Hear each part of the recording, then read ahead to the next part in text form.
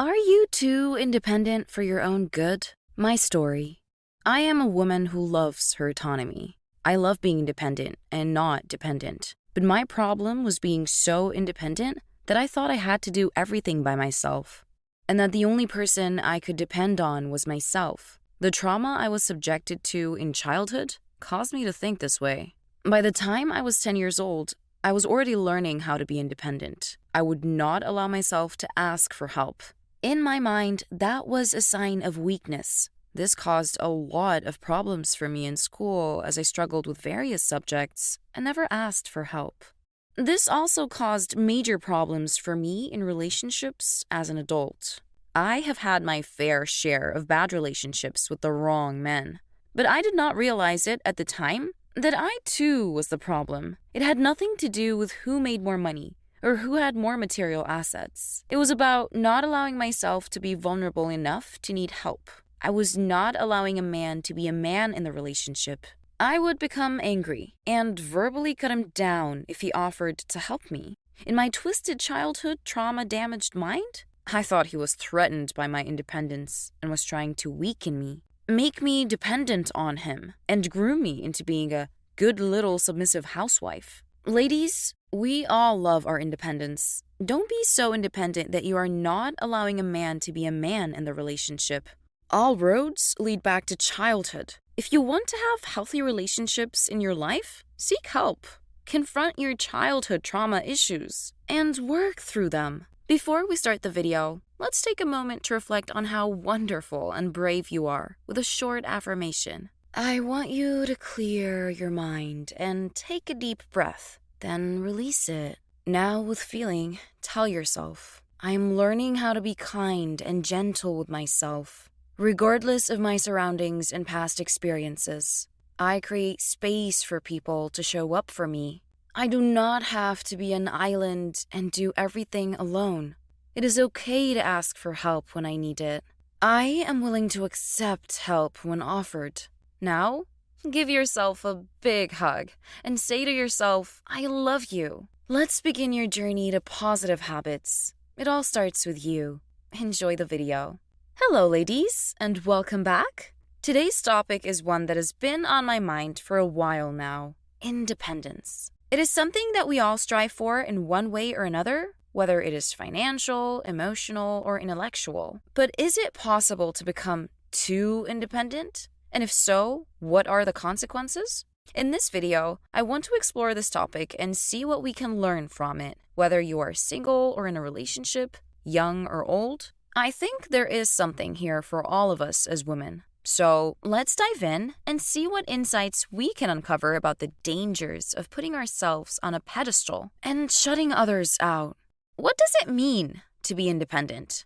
Independence is a word that carries a lot of weight. Whether it is financial independence, emotional independence, or intellectual independence, the desire to be self-sufficient and self-reliant is a powerful motivator. But what does it really mean to be independent? And how do we know when we have crossed the line into being too independent? At its core, independence is about having the ability to take care of ourselves and our needs without relying on others. It is about being self-sufficient and having the confidence and skills to navigate the world on our own terms. For some people, independence means financial security, while for others, it means having a strong support network of friends and family. And for some, independence means having the freedom to pursue their passions and interests without fear of judgment or criticism. But while independence is an admirable quality, it is not always easy to achieve, and it is not always healthy to take it to the extreme. There is such a thing as being too independent, and when we cross that line, we risk shutting ourselves off from others and missing out on the joys of connection and community.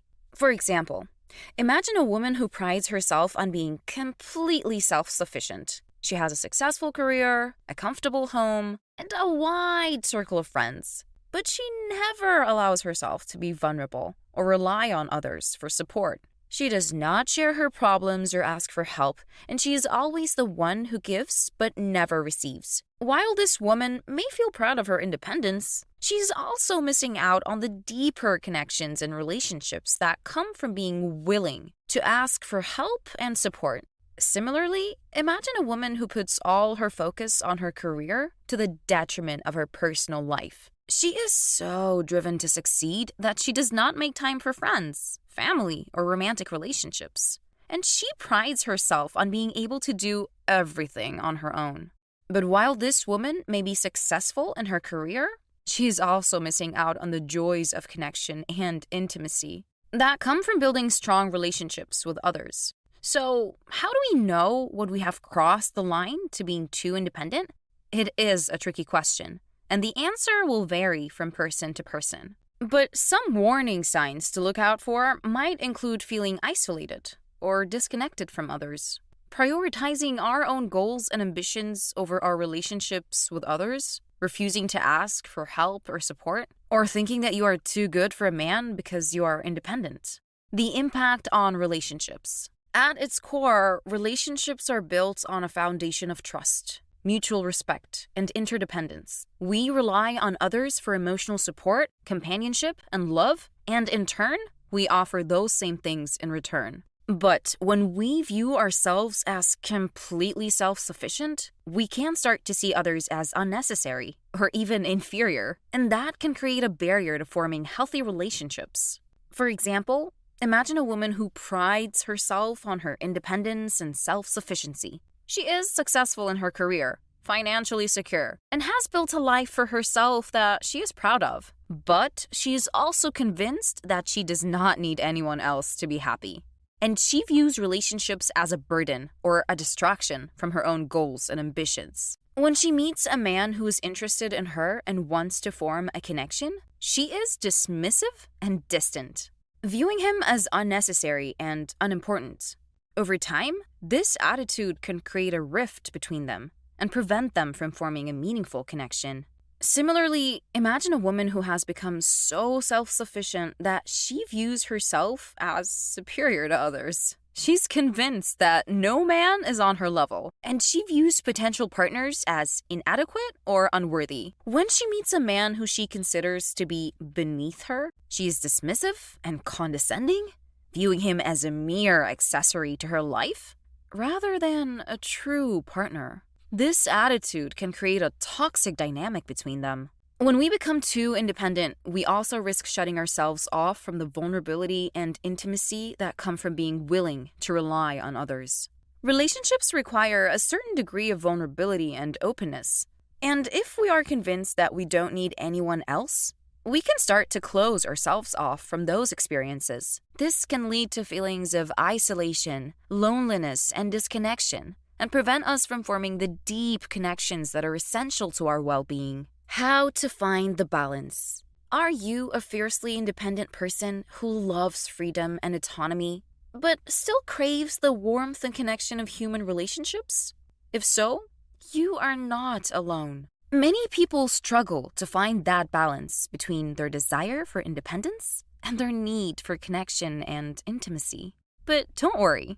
Let me show you how you can find that sweet spot. First, let's start with the obvious. Independence is awesome. There is nothing quite like the feeling of being in control of your own life, making your own decisions, and pursuing your own passions and goals. But while independence can be incredibly rewarding, it can also be a bit of a double-edged sword. The more we focus on ourselves and our own needs, the more we can start to feel disconnected and isolated from others.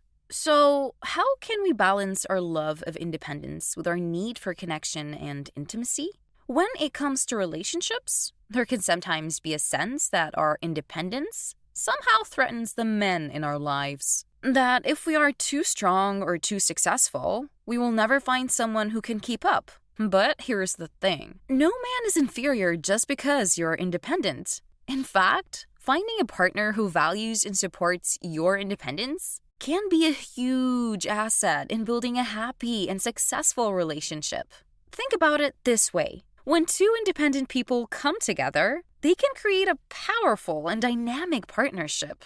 Rather than one person always taking the lead or sacrificing their own goals and ambitions, both partners can bring their unique strengths and talents to the table. They can support each other's growth and development while also maintaining a healthy sense of autonomy and independence. Of course, this does not mean that every man is automatically a perfect partner for every independent woman out there. It is important to be intentional and thoughtful in choosing the right person to build a life with. But the point is that there are plenty of men out there who can be great partners if you are willing to look beyond the stereotypes and societal norms that tell us we should be looking for someone who will take care of you. So, if you are an independent woman who has been feeling like there is no one out there who can keep up with you, I encourage you to shift your perspective. Instead of looking for someone who can handle your independence, look for someone who values and celebrates it. Someone who sees your strength and ambition as an asset, not a threat. And remember, being independent doesn't mean you have to do everything alone. In fact, building a strong and supportive partnership can be one of the most rewarding experiences of your life. So don't be afraid to embrace your independence while also opening yourself up to the possibility of a truly equal and powerful relationship. By finding a healthy balance between self-sufficiency and interdependence, you can create a life that is both fulfilling and meaningful and build the kind of relationships that sustain you over time. That was all for today. I hope this video helped you in every way you expected it to. Have you ever found yourself becoming too independent and shutting others out of your life? How did that impact your relationships? And are you doing anything to overcome it? Do you have any personal tips or advice to share that can help someone? Share your thoughts in the comment section below. Don't forget to like and subscribe for more content on loving yourself with positive habits from the Habitude project. Stay positive and never give up on yourself. Thank you so much for watching.